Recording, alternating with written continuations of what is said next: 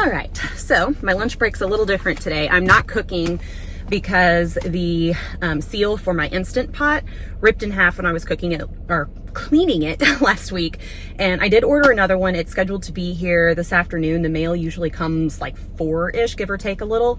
So I'm gonna do my cooking tomorrow because I do need to make rice for the Tikka Masala that I'm making for this week. So instead, oh, it's all covered up, but let me see if I can get the sticker off. Oh, it's okay. So I picked up the DJI Osmo Pocket 3.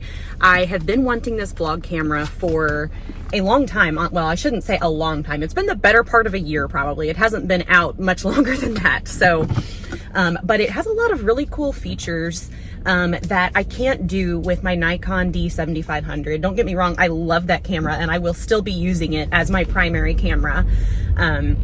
But the problem with the Nikon is that it has to be attached to a tripod or the vibration in it is just terrible. I mean, you cannot hold it by hand and film with it. It's not designed to work that way. And I did get a gimbal, but trying to, to take it out of my tripod and switch it over to the gimbal and go back and forth is a lot of effort, a lot of work. So I bought the gimbal and I don't even end up using it at all. So this pocket camera is kind of my alternative to that, and it's gotten pretty popular in the vlogger world.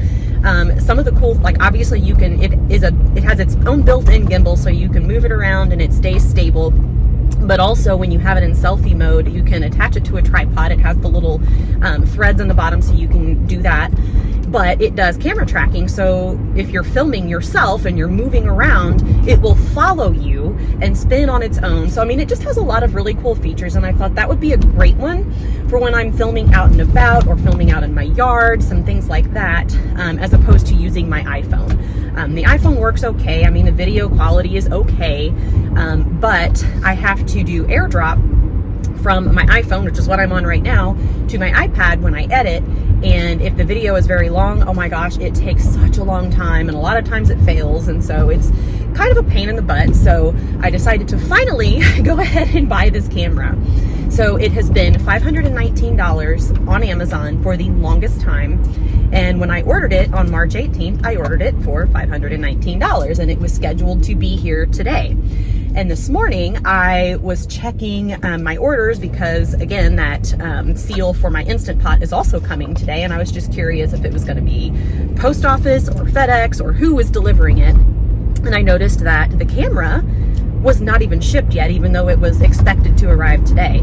And so I clicked on the link and went to it because more often than not, when that happens, the order never even ships and it ends up, you get a refund. So I was going to go and just add it to my cart and be ready to order it again. And when I opened it up, it was $725. It has gone up 28% in price since the middle of March. And now I ordered it directly from the DJI storefront on Amazon.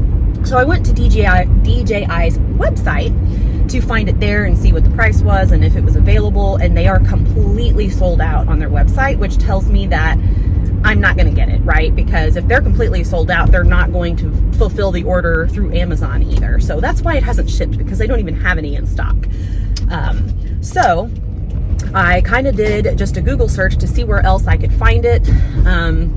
I'm trying to get away from using Amazon as much as possible and buy things locally as much as I can. And I was in luck because Best Buy did have it. The one here in town had one left in stock, and it was $669, so a little less than the one on Amazon. And if it's sold out, I don't know how long they're going to be out of stock, when I'd be able to get my hands on it again. You know, I'm sure the whole tariff situation has nothing to do with any of this, right? But so I went ahead and placed the order, and I'm just going to leave it unopened in the box for right now until we get through the next few days and I see how things play out with Amazon, because I tried to cancel the order when I saw that it wasn't shipped because I knew it was going to happen. And it won't let me because it says that, you know, it's too close. They're preparing for shipment, so it won't let me cancel the order. So I'm just going to wait the few days, because usually by the end of today, if it's not delivered when it was expected to be delivered, I'll get the whole alert about your order is delayed. Come back if you haven't received it by such and such date for a refund. So I'm waiting for that to happen so I can get my refund and, you know, be absolutely positive that I'm not going to get this camera that I already assume that I'm not going to get. And then I will open up the one from Best Buy. If I do, for some, you know, miraculous reason, end up getting the one from Amazon that I ordered for $519, and I'll just return the one to Best Buy. But either way, I'm going to have this camera now and be able to start filming with it very soon. So that is what I'm not doing on my lunch break today. But I'm almost back home now, so I will catch up with you a little bit later. I think I'm going to go probably just kind of have some downtime because it is very cold and cloudy today. Not really worth doing much other than my typical chores and things like that. So I'm gonna take some downtime. I'll probably catch back up with you guys sometime this evening.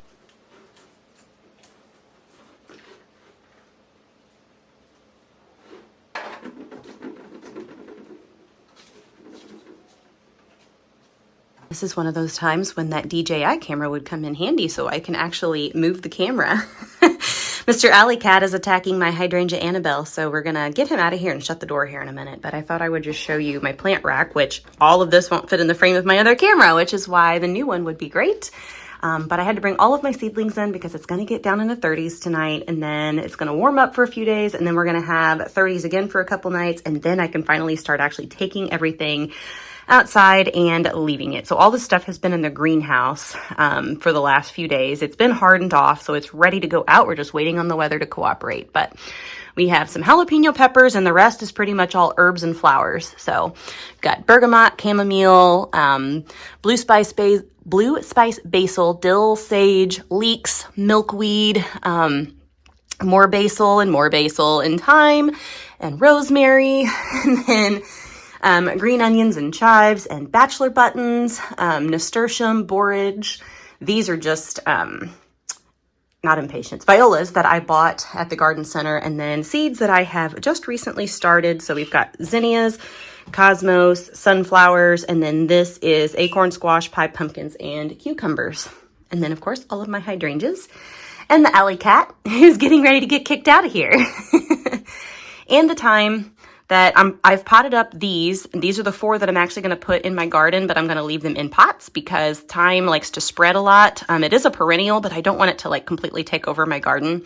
So I'm putting it in here, and I'll probably bury the pots up to about halfway or so into the ground, so that they stick up enough that hopefully they shouldn't get into the soil, but they're buried enough that it will help them survive the winter.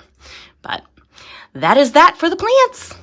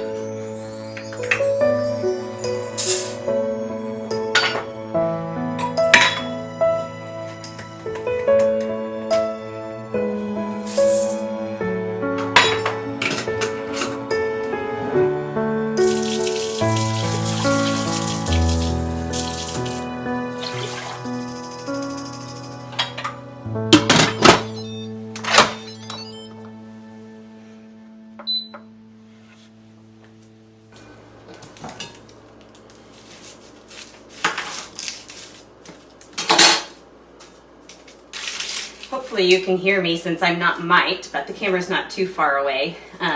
When I was chopping onions in my last video, I talked about how slippery it was, and I think I probably wasn't very clear because I had a couple of comments suggesting, you know, putting a rubber mat or something under my cutting board, and it did actually have rubber feet when I bought it, but the very first time that I washed it, they came off.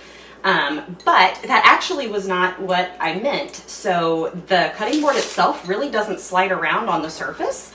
It's the knife on the glass, it slips around a lot. So I have to be slower and more precise about how I'm chopping. I can't just go at it because the knife slides all over the place on the glass. So that was actually what I meant, but I'll show you what I mean with this onion.